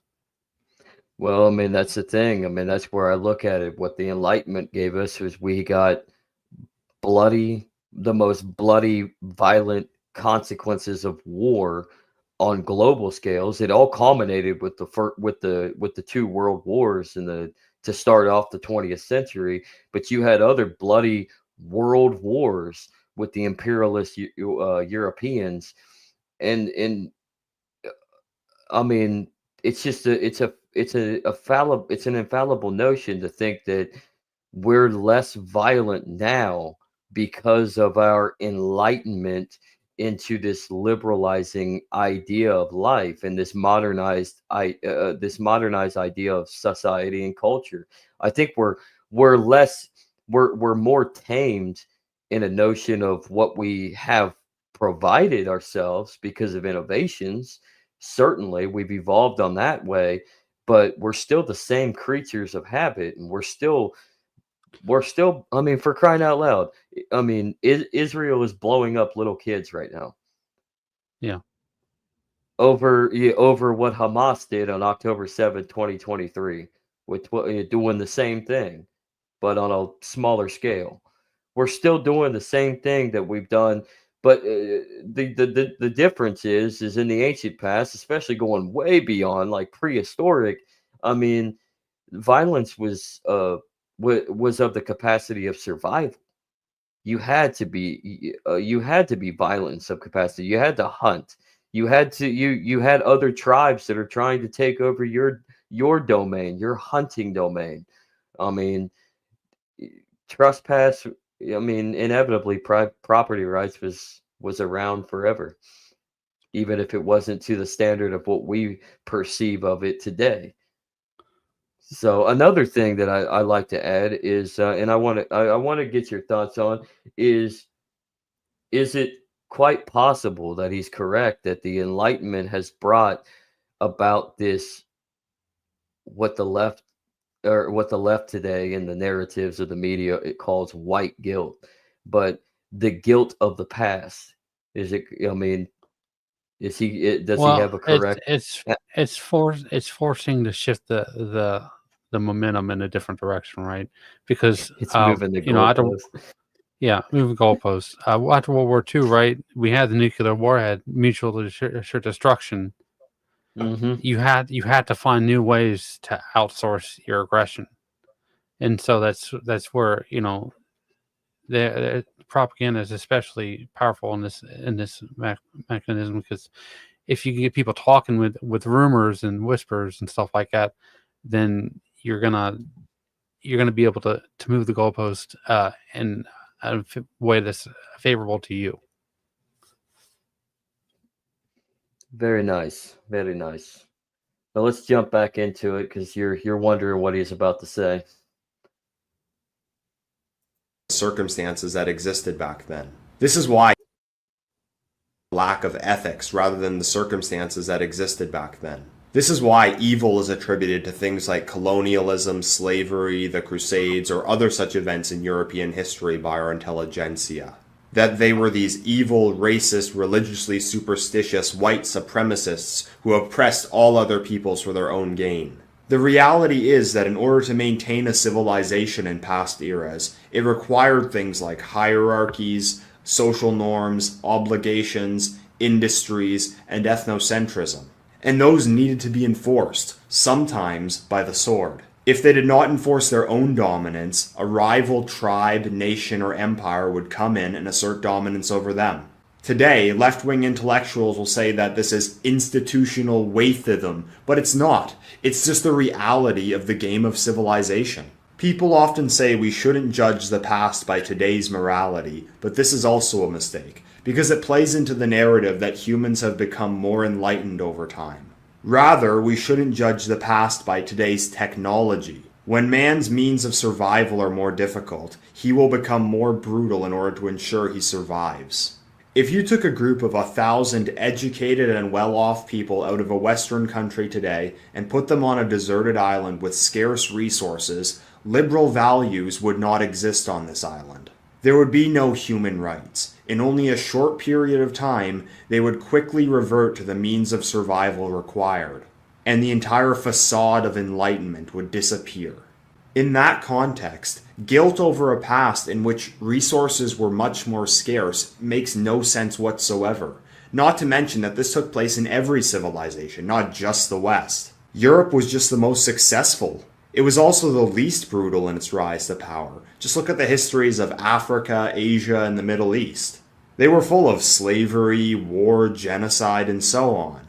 Except they aren't made to feel guilty about this. Only Europeans are supposed to feel guilt over their history, and it's largely due to this narrative that we were unenlightened back then but enlightened today. Secondly, the lie that the Enlightenment morally evolved the West makes us naive to the dangers our civilization faces. The Christian belief that man is a sinful creature, capable of committing the most unspeakable evils, was once held by the West.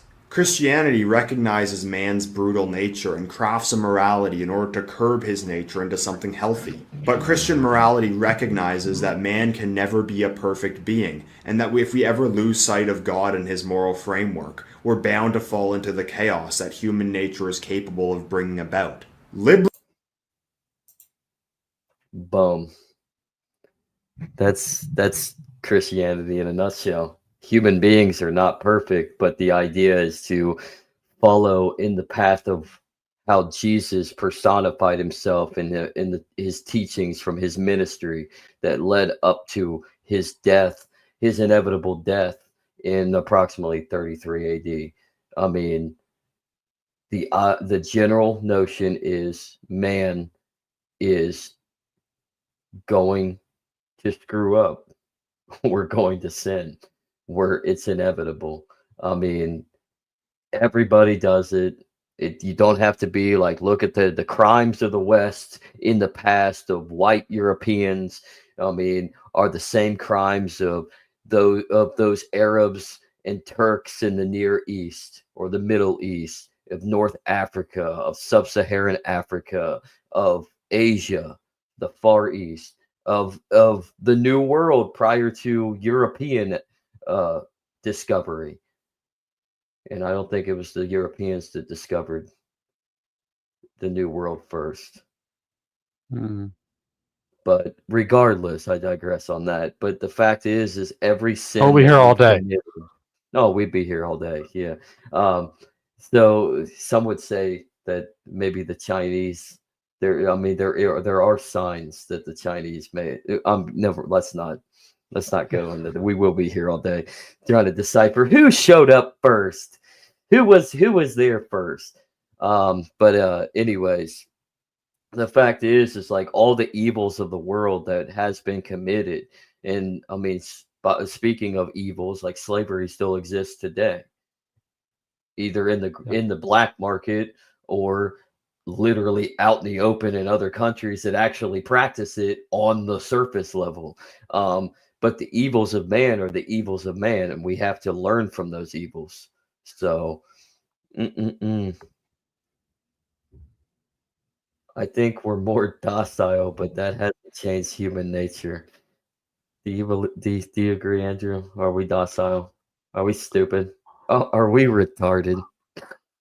I think we're motivated to try to find comfort in a very uncomfortable world. I was here first. You've heard it from Jason.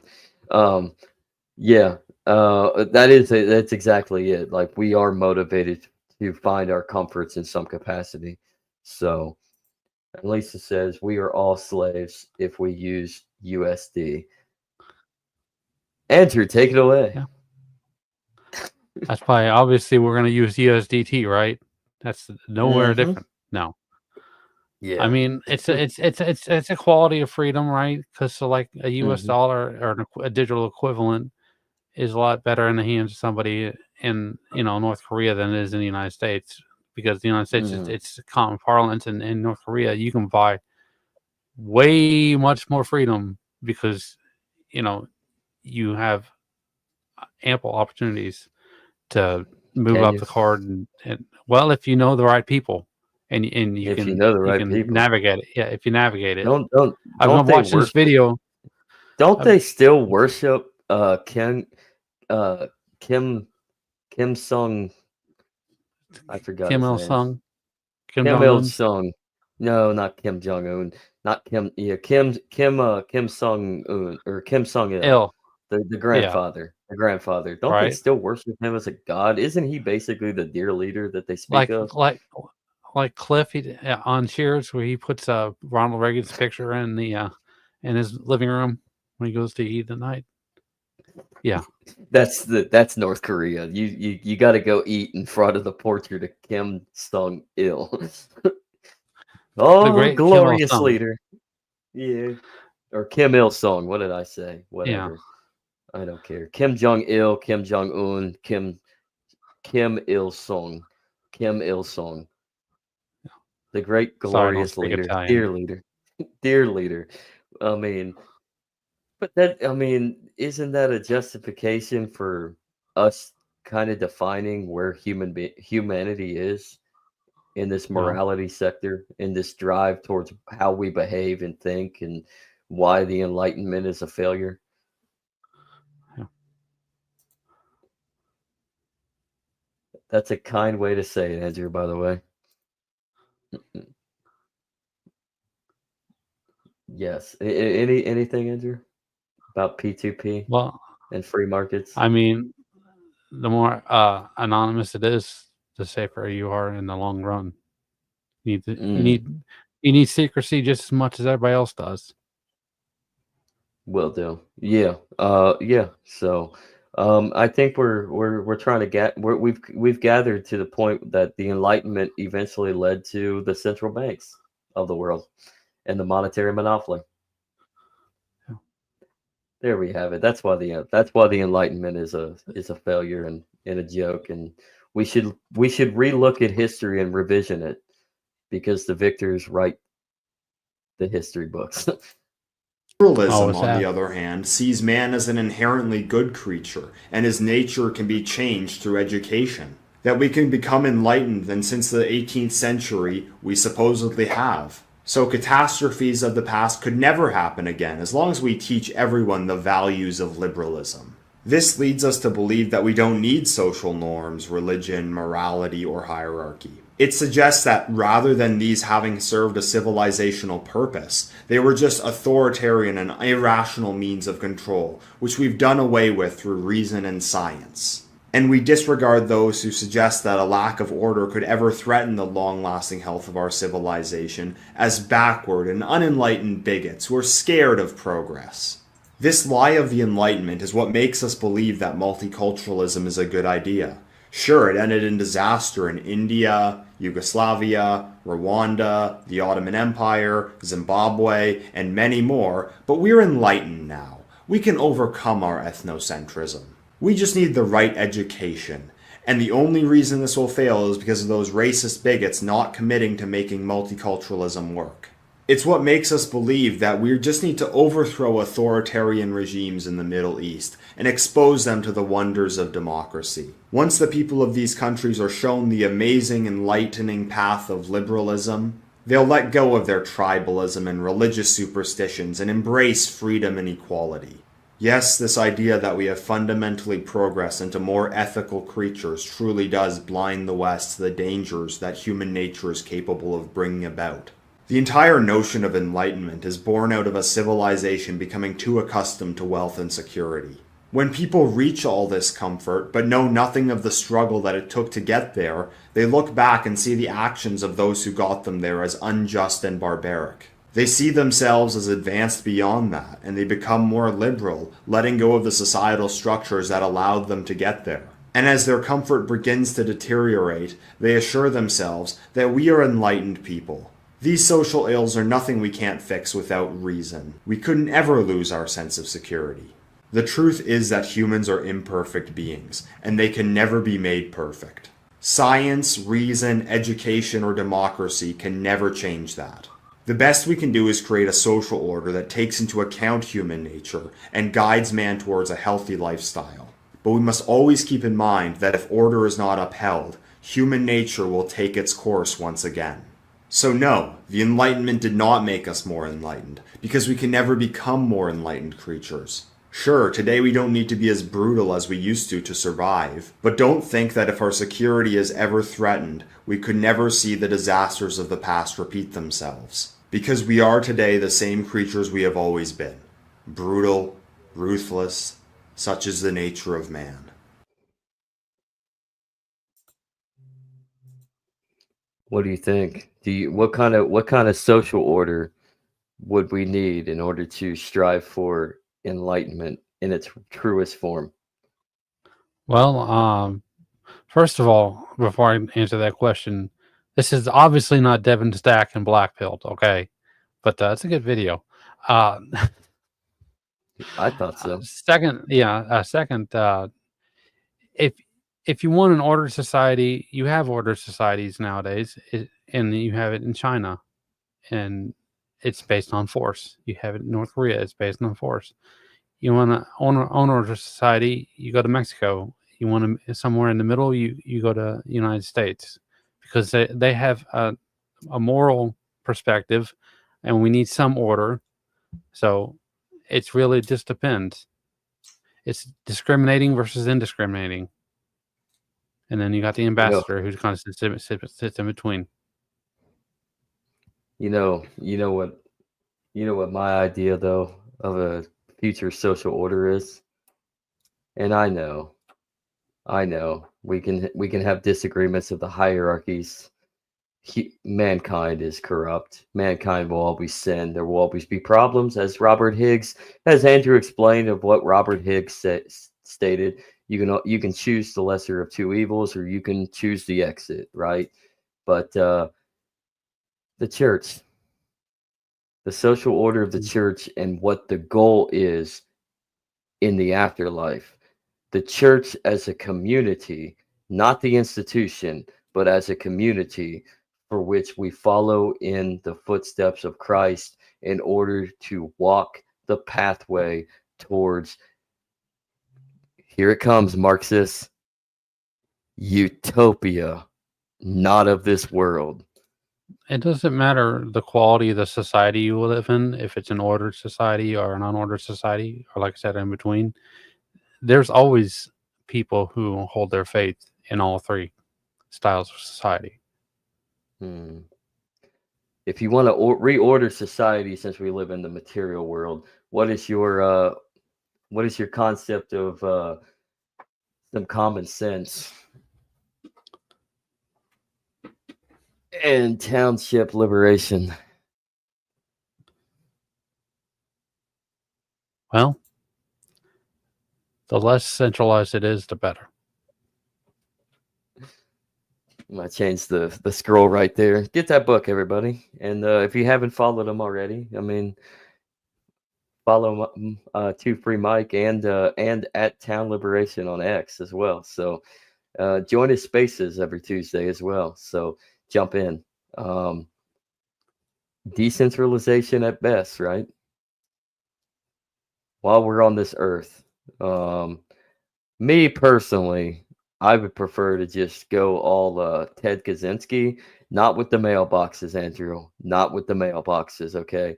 But Ted Kaczynski going out into the middle of the woods and living out in the middle of nowhere, away from society, because I think we've done screwed up. I was not designed to be forced. I will move my own fashion. Let us see who's the strongest.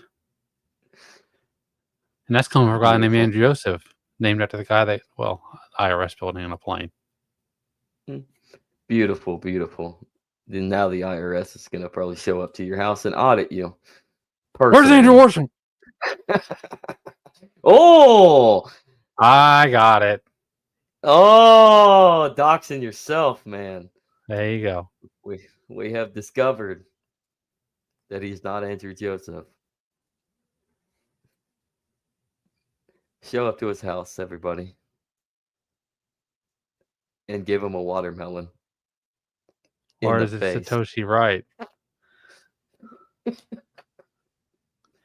So, anything more to say about the Enlightenment subject? No, I mean, I think it's been a really good episode. I think so. I think it's been very informative. I hope everybody's enjoying. Thank you all that have joined us live. It's been awesome.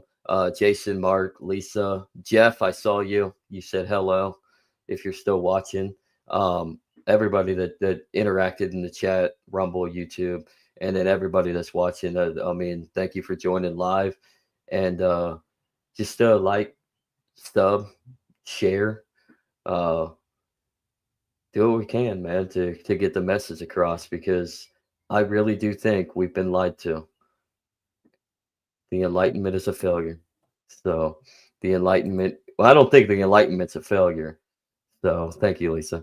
I don't think it's a failure. I think it's designed exactly for what it was initially for. I think you have this We over intelligence. delivered. We took a I little don't think we pride over in it. I don't think we over And delivered. I think it's designed by certain people that want to deliver us into a society for which we felt was order. And the only way to do that from this point on, because we've had our initial freedom diversions, such as like the Renaissance or the Protestant Reformation, or the movements overseas to the New World, et cetera, as Europe, for the Europe centric explanation. Can't really speak for the rest of the world. I am European centric, but same goes for the rest of the world in that aspect. But I do agree with the pride, but at the same time, I think it's a design to get us back into that mind frame that we need some sort of hierarchical feudalist system. In essence, I think the New World Order is inevitable, as Revelations would say. So the European pride is project, right? Is Papa would say. Pride is the fall of man, or something like that. Pride is the fall of man, because it's you can never be too proud. You have to come down upon yourself and seek to be human, I guess is a good word. You're not beyond human. You're not God. Let's just put it that way. You're never going to be a full 9. You're always going to have a wing. Even if you're a 9, you're always going to have a wing that says you're human. Damn moderate. What are you talking about, moderate? If I was a moderate, I would say the Enlightenment is a fantastic period of time that gave us freedom and liberty for all. And we're all at peace, and we're all in this perfect little egalitarian society, cooperating and singing Kumbaya and around the bonfire and every night. Mm, Doesn't that sound great? know. Maybe. Well, Let me think about that for just a second. Oh, sorry. He got rid of it. whoa! Never What mind. did you get rid- what did I get rid of? I like that background better though, man. Oh well. Yeah, I know. What are you trying to get? Oh, the Bitcoin. No. I was gonna do that. Oh. That Asian girl flipped me off. Oh yeah, I think that's on the other one, bub. I think it's on the Oh, in the other studio. My bad. for Legacy News. So I could be wrong, but I think it's in the other studio. But I mean, let's see. Let's see if I have it. Nah, I'm not gonna waste everybody's time. So Andrew, where can everybody find you? Hit me up at AI Conan 90. I'm not too terrible on X, too terribly active, I should say. But if you want, send me a message. I'll try to get back to you. Will do. And you can catch the Legacy Ride, as always, every Friday for the weekly Legacy at 11 a.m. Eastern. This will go straight to the podcast circuit for everybody afterwards that likes to listen. So share the podcast all over the place. We're everywhere there. Don't miss the Legacy News segment every Tuesday, Wednesday, usually. Sometimes the Tuesday might turn into Monday. Depends on when we record it, because that's not live. If we record Tuesday's episode on Sunday, probably going to see it on Monday, just to get it out there. That's our loose segment, our perspective and the commentary of what's going on, and Crypto Wednesday every Wednesday. And then don't miss the World Blockchain Roundtable every Thursday at 11 a.m. on X, YouTube, everywhere that it's going to be shared. Most importantly, on the Den.social and Dragon Chain channels on YouTube. But anybody and everybody that's a part of it will stream it as well, including us. But other than that, I think that's it for today. There's just one quick question. There's no old men that's going to sneak behind you today, is there? I hope see it. not. I don't see it. Oh shoot, man! There's a weird. Why is there a weird Mexican man with a mustache? Is that Eddie Guerrero?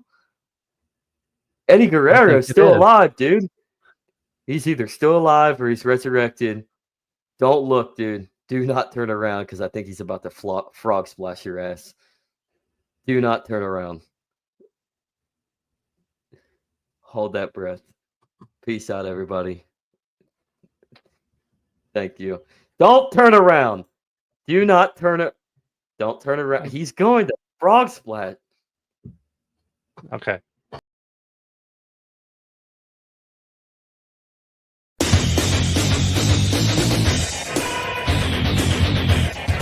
Good evening, ladies and gentlemen. I'm Socialism, and I'd like to welcome you to WCW Nitro.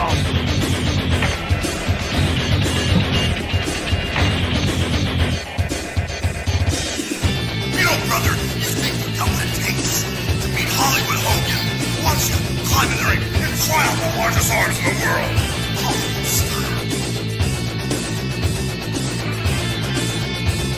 You want to wrestle an inch more Ric Flair, you gotta be able to walk that out and style and profile. Woo! You really think you're ready for the spin? You really think you're ready for the Scorpion Deathlock? You think you're ready for a fatal encounter? This is why they call me the total package. If you have a pain threshold to withstand the butcher rack, let's find out. Hallo, hier ist Alex Wright.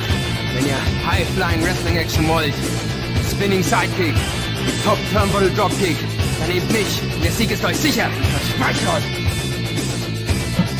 Oh yeah! Watch the flying elbow drop off the top rope. Not only beat people 1, 2, 3, but I hurt them real bad. It only takes one of 1,000 holds. You think you're man enough for the challenge? You better be ready to wrestle, because you know, when you get in the ring with Eddie Guerrero, it's going to be high-flying and exciting. Hey, anytime you feel froggy, man, I'll slap on the buzz killer, rip your shoulder right out of socket, Wolfpack style. Hey, funky boy, like there's a choice here? Good God, pick the man with the plan. Pick DDP. Hey, all you suckers out there, you wanna play the game? You wanna play with the big boy? Put your feet on the button, cause when you go down 110th Street, it's gonna be on like neck bone, sucker. This is Booker T from Harlem Heat, hardcore OG brother from 110th Street. If any of you punks got the guts to step up to the plate, push the plate. Yo, Chico, you selected Scott Hall? Get ready for a wild ride on the outside.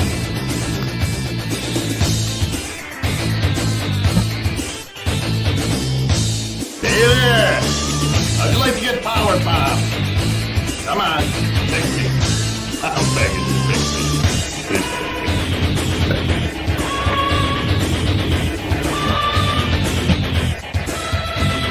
You think you got the courage to step in the ring? I think you're gonna wind up with a snap neck with a choke slam. technical wrestler, high flyer, brawler. Don't matter what you consider yourself to be. When you're in the ring with the crippler, you're a loser.